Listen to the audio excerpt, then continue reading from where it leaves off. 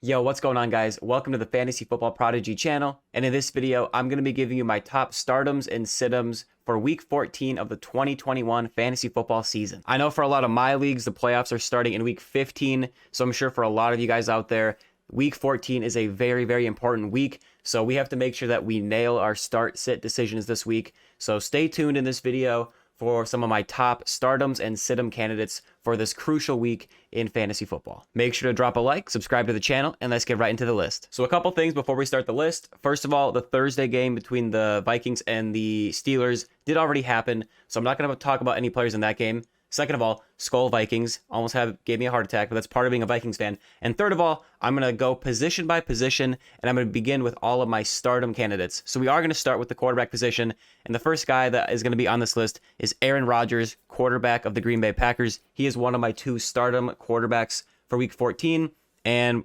this is a pretty simple call. He dominates the Bears. He always has. Both statistically and record-wise. We've all seen the clip of him running into the end zone this season against the Bears and making sure that they knew that he still owns them. And I think he's going to own them in Week 14, where he is going to be playing the Chicago Bears at home. He's been a great quarterback, in particular for fantasy, at home this season. So for me, he is a mid-quarterback one with that classic Aaron Rodgers upside. Our next stardom quarterback is a little bit of a cheat code, and that is going to be Taysom Hill, quarterback of the New Orleans Saints. Listen, man, he got the start last week in Week 13. He had 4 interceptions, but the reason I call him a cheat code is he had 11 carries for 101 rushing yards, and at the quarterback position, quarterbacks who can run the ball, the way that the scoring is for quarterbacks in most leagues, rushing just offers both security and upside to that quarterback position.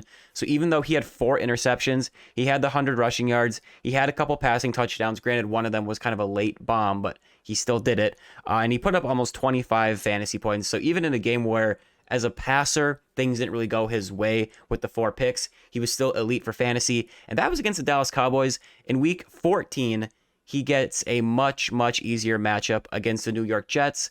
That defense is horrible. That team is horrible. My only worry in this matchup is that maybe the Saints run the ball to victory where Alvin Kamara is getting a ton of the work. But I think Taysom Hill, at the very minimum, is a safe, low quarterback one.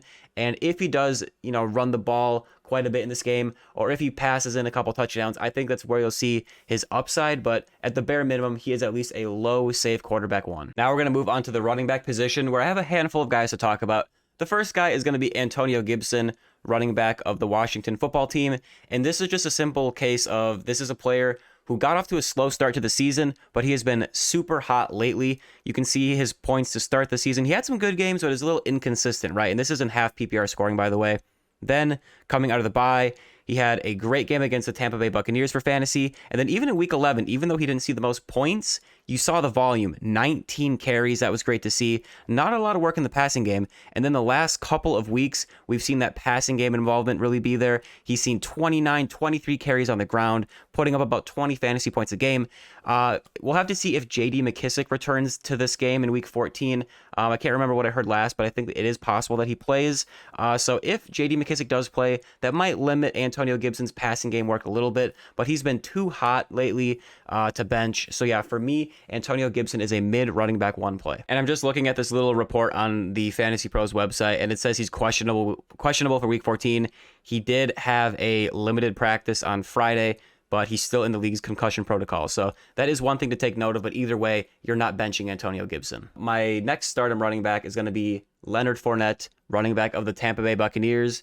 And obviously, you can see the fantasy points he's been putting up, especially since the bye week. He's been hot. He even had a 40-burger in there against the Colts, a very tough matchup. And a lot of that is due to his involvement in both the rushing and the passing game. You see his target totals. That is insane to see. He's even had a couple of receiving touchdowns the last couple of weeks. And in Week 14, I love Leonard Fournette once again. Even if this Buffalo Bills defense was as good as they were to start the season, it would still be very hard to bench Leonard Fournette just because of how good he's been and the great offense that he's on, right? So with that being said, he is still a player that you would want to start. But I'm bringing him up in this video because the Buffalo Bills on the season, they're currently giving up, according to this chart right here, this FF Today chart, I just found it, They're about middle of the league in points given up to running backs. I remember earlier in the season they were one of the harder teams to rush against, and I think this season-long ranking has gotten a little worse because of how bad they've been against running backs recently. So to start the year, we thought of the Bills as this shutdown defense against the running back position. You look at the last 5 weeks, the Bills are giving up the 4th most points to running backs in fantasy football.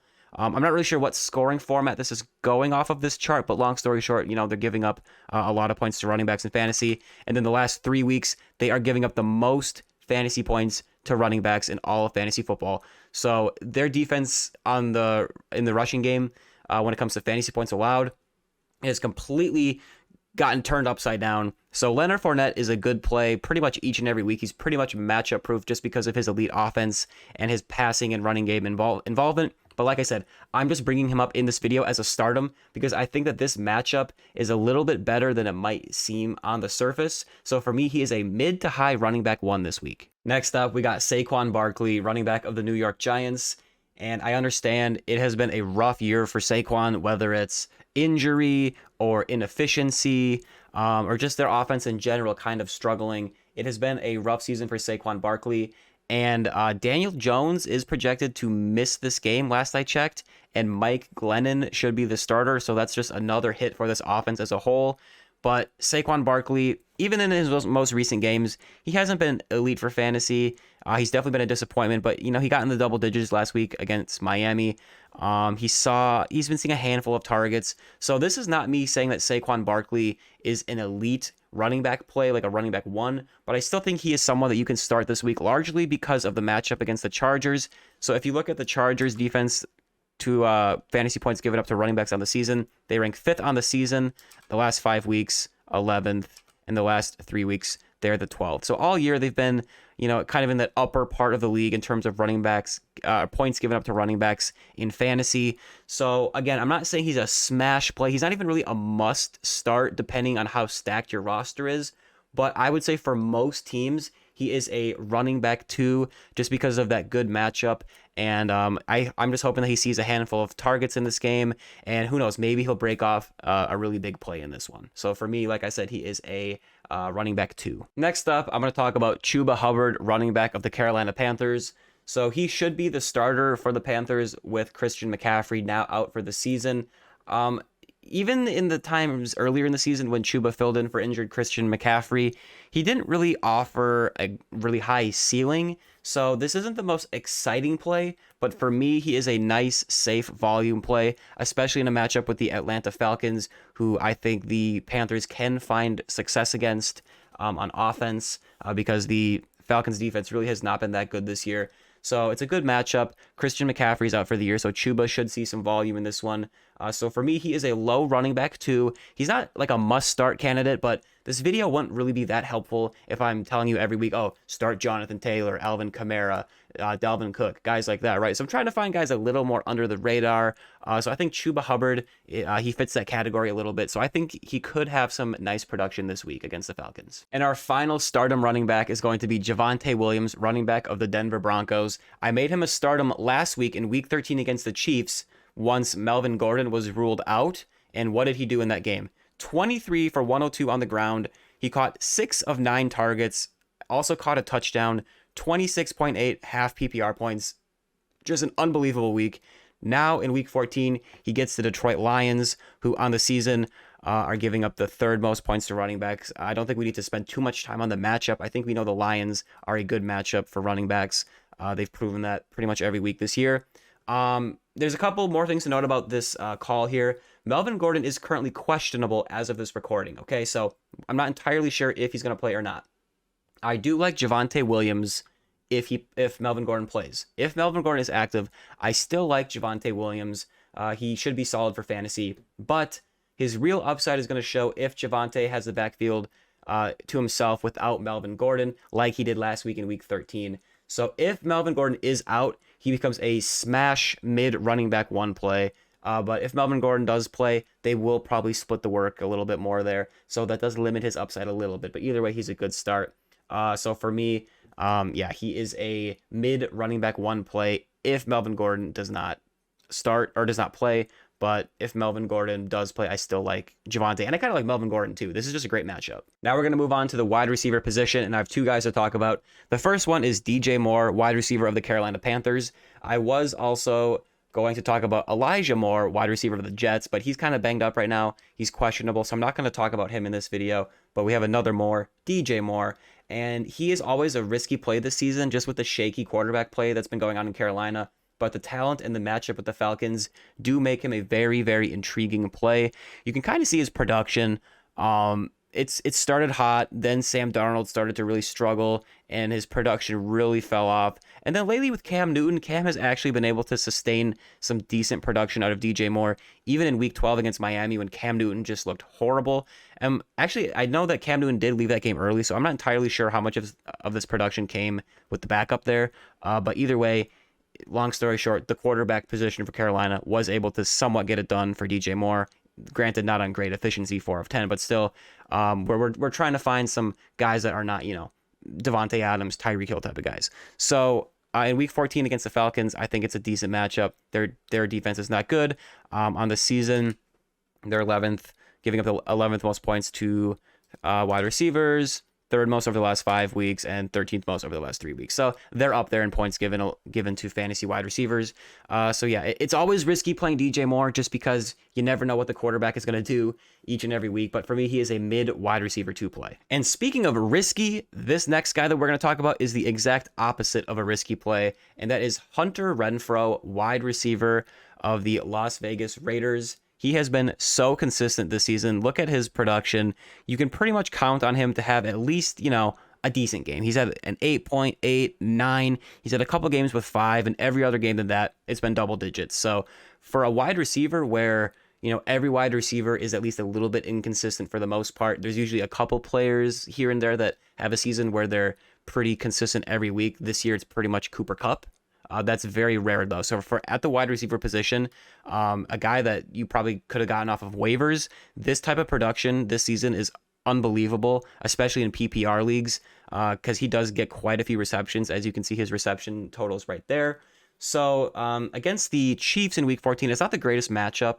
It's not like he's playing the Lions or the Jets or anything like that, or the Vikings, which I regret to say our defense is horrible this year. But he's been the go-to option for the Raiders with Darren Waller out, and he should continue to see nice volume against the Chiefs, and especially if the Chiefs offense catches fire, then the Raiders will have to throw the ball, and Renfrow will just be a benefactor of that. So for me, he is a safe, low wide receiver 2 play in Week 14. Those are all of my startums that I'm going to talk about in this video. Now I have 2 situms to talk about. The first one is going to be Mike Davis of the Atlanta Falcons. This is a guy who I have had on this situm list quite frequently. I eventually kind of stopped talking about him as much because I think the league or the fantasy community kind of caught on that he's not really a guy you want to be starting. But I just want to bring him up again because last week against Tampa Bay, he did have almost 15 fantasy points in half PPR. And this is just a reminder to not chase the points. He only had 4 carries and he had 4 targets, caught all 4 of them for 37 yards. So the volume wasn't there. 8 total touches. That is not something you want to bank on. What really saved him was he did have a 17-yard rushing touchdown. So, any player can do that on any given week, but when you're trying to gauge like how reliable is it for this player to do that? And if you look at, over the course of the season, he hasn't been very good as a player. He hasn't been good for fantasy, and he has not been seeing a ton of volume. And in this game, he only saw 8 touches. So this is still the Cordero Patterson show for the Atlanta Falcons. And it's just not enough. His last week of production is not enough to warrant fantasy consideration for me. The only thing going for him is that the Panthers on the season are a pretty tough matchup for running backs. But if you look over the course of the last 5 weeks, they're giving up the 9th most points. In the last 3 weeks, 8th most points. I'm not really sure what that's about. But either way, I would avoid Mike Davis. Unless, to me, he's nothing more than a desperation flex play, and you're just praying that he gets in the end zone. And the final situm player that I'm going to talk about is wide receiver Rashad Bateman of the Baltimore Ravens. He had some hype earlier on in the season, and it's kind of fizzled out lately. So this is someone that I think I should bring up this week. He did have some hype, but he really has not done much lately, and the Ravens passing game has been struggling quite a bit. So I'm trying to avoid Rashad Bateman if I can. you see his last couple of weeks really not doing much for fantasy. Last week, 1 target, 0 catches, 0 points. Hit you with that goose. And if you look at his snap percentage as well, so when he got healthy in week 6, you could kind of see he was 65%, 63, 66, 55, 70% of snaps. But then the last couple of weeks, 44 and 45% of snaps. That is not ideal. So his snap percentage has been trending down lately. So that, along with his production, that worries me. In addition to that, this game against the Cleveland Browns, I do not expect this to be a high-scoring game. The Browns' offense is struggling. The Ravens' offense is struggling, particularly the Ravens' passing game. Lamar Jackson hasn't looked his sharpest lately. And even in Week 12, these two teams did play. The final score was 10-16. Not a high-scoring game. Bateman only had 4 catches for 31 yards. Low snap percentage, like I mentioned. So, he's a talented player. We could see the snap percentage randomly go up. We could see him have a big play. Those things can always happen. But just based on what we have seen recently and over the course of the season, he is someone that I really am not considering in anything other than the very, very, very, very deepest of leagues. And those are all of my stardoms and situms for week 14. Now, before we end off the video, I'm just going to quickly recap our calls from week 13 because I think it is important to look back and see what went well and what did not go well. To see what we can learn. So Kirk Cousins, I had him as a low quarterback 1 stardom. He finished as the quarterback 8 overall on the week. So that was a really good call against the Detroit Lions, even though in the end my Vikings did lose to the Lions. But we won't talk about that. This call was not so good, though. I liked Derek Carr as a high quarterback 2. He finished as a quarterback 20 overall, only 12.36 points. So that was rough. But yeah, Kirk Cousins, that was a good call. Moving on to the running backs, and I do go off of half PPR, by the way. That is typically the format I go off of unless I know otherwise. I had a ton of running backs, so let's just fly through them right here. I liked Elijah Mitchell as a running back 1. He had 15.9 fantasy points, just outside that running back 1 range, but that is still a good call because even if you like a player, let's say as a running back 1 in your rankings, you always have these random people that might just be up there, like Travis Homer, for example. Kenneth Gainwell got up there, so it's not like you were disappointed in starting Elijah Mitchell, even though he wasn't technically a running back 1, which would be a top 12 running back. So yeah, that was a good call. Leonard Fournette, I liked him. I said he was a running back 1. He finished as the running back 8 overall. So he was a running back 1 with 18.7 half PPR points. So I had him as a stardom last week and also this week. Another guy that I have on both last week's and this week's stardom list is Antonio Gibson. I liked him as a I liked him as a low running back 1. He finished as a running back 1, the running back 6 on the week with almost 20 points in half PPR, so that was awesome.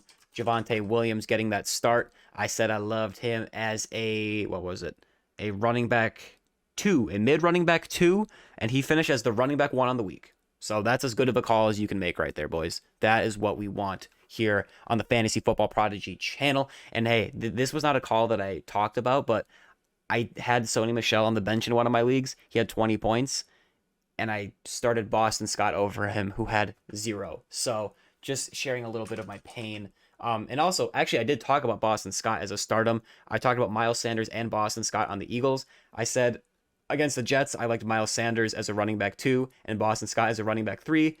Miles Sanders was a running back 2, the running back 15 overall, 15.7 points. So that was a good call. So pretty much all good calls so far, other than Derek Carr and then also Boston Scott. Granted, I did only say I liked him as a running back 3, so it wasn't like I made major proclamations about him, but he was active. I said if he was active against the Jets, I do like him, but it's just one of those things that you couldn't really control. He ended up having 0 points. Kenneth Gainwell, who finished as running back 11 on the week, he kind of slid into that role of being the second running back for the Eagles. And I can only imagine if Boston Scott, who was active, if he would have gotten those touches, it maybe, we see Boston Scott here instead of Kenneth Gainwell. So the process was right, but in the end, the coaching staff made him active, but just didn't give Boston Scott the ball. So sometimes, that's just a tough thing to do, tough call to make. Especially when you're trying to find guys that aren't, just all top of the barrel type of guys. I'm trying to find some, under the radar type of guys, and that one just did not work out. And I paid for it too. Like I said, I started him over Sony. Granted, I would have lost either way, but another call I liked Alexander Mattison as a running back 1, and we nailed that one too. Running back 5 on the week, just under 20 fantasy points, and that was when he was starting for Dalvin Cook. Dalvin Cook came back this week on the Thursday night game and just absolutely annihilated the Steelers. And then finally, I said I like Jamaal Williams as a running back 2. He was just outside that running back 2 range, 8.5 points in half PPR. Not a great call, but not a bad call by any means. He was just kind of, whatever. He didn't sink your lineup. Actually, let's do it position by position. I said I liked Rex Burkhead as a sit. I liked him as a low running back 3 at best. That would be, you'd have to be in the top 36 to be running back 3. 25 to 36 would be a running back 3. He was running back 39, only 5 points, so that was a good call. And then those are all my running back calls. Moving on to wide receiver, what went well here? Jaylen Waddle, I liked as a mid wide receiver too, and that's exactly what he finished as. 13.5 points. Love that. So we had a pretty decent week. This was not a good call though. I had a couple wide receiver starts that did not go well. Brandon Aiyuk, I liked as a low wide receiver too with Deebo Samuel out, and he had 7 points. Wide receiver 40 on the week. 7 points is not going to absolutely destroy your week, but it's definitely not close to what I expected for him. And then this one really hurt. T.Y. Hilton, I liked him as a desperate flex play, and he didn't even meet those expectations. So I am going to count this as a miss, even though I didn't have super high expectations. He normally does good against the Houston Texans, but only 3.2 points. Jonathan Taylor is just kind of taking over that offense there. And then my wide receiver sit was Cortland Sutton, who finished even worse than T.Y. Hilton. Man, I cannot believe that Sutton is just this uninvolved. I said that I liked him as nothing more than a low wide receiver 3, and he finished way outside that range. Wide receiver 67 on the week, 2.5 points. What is going on in Denver, people? Those were all of my wide receiver calls, and then I did have a few tight ends. So I had quite a few players that I talked about last week. I don't have a set number of players that I talk about each week. I just kind of, look at the rankings for like the consensus rankings, see where I can find potential value, players that I think are, the consensus is too high or too low on. And I had a lot of opinions last week. This week, not so much, but last week I had 3 tight ends. Logan Thomas, he did tear his, he got injured. It was reported as an ACL, MCL, but I thought maybe there was some question as to if that was injury. I can't remember what the last report was, but long story short, I liked him as a low tight end 1. He finished as a mid tight end 1, tight end 5 on the week, 12.3 points, so that was a good call. Pat Freiermuth, 6.1 points. I liked him as a low tight end 1, just didn't do enough. Not a good call. I mean, that's kind of the thing with tight ends, unless you're one of those top guys, you're often banking on a touchdown. Logan Thomas did have a touchdown. If he did not have a touchdown, he would have been right there with Pat Freiermuth. So a lot of the times it just comes down to that. Foster Moreau did not have a lot of yardage or a touchdown, though. I liked him as a high tight end, too, getting the start for an injured Darren Waller. Finished as a tight end 24, 3.9 points. So that was a bad call. And then Hunter Henry, whoa. What? Did he? Oh, he didn't play. Did he play? Why is he not coming up? What? Did he not play? Hold up. Did Hunter Henry end up not playing or something, or did he just get goosed? He didn't draw a target. Oh my goodness. Well, that's good. Because I had him as a sit. So, okay, we're good. That was a great call. That was a perfect call. Yeah, it says he didn't have a target. Oh yeah, duh. The Patriots only threw 3 passes that game. That was that crazy weather game. So yeah, that was a great call. So yeah, those were all of our startums and situms from week 13. We had a really good week last week. There were a couple misses, but for the most part, I think the process with a lot of the stuff was right, and hopefully we can duplicate some of that success in week 14 with our calls. All right, guys, that's going to do it for my startums and situms for week 14 of the 2021 fantasy football season. I hope you guys enjoyed the video and found it helpful. Please make sure to drop a like if you enjoyed the video, subscribe to the channel for more fantasy football content, and I'll talk to you guys later. Peace out.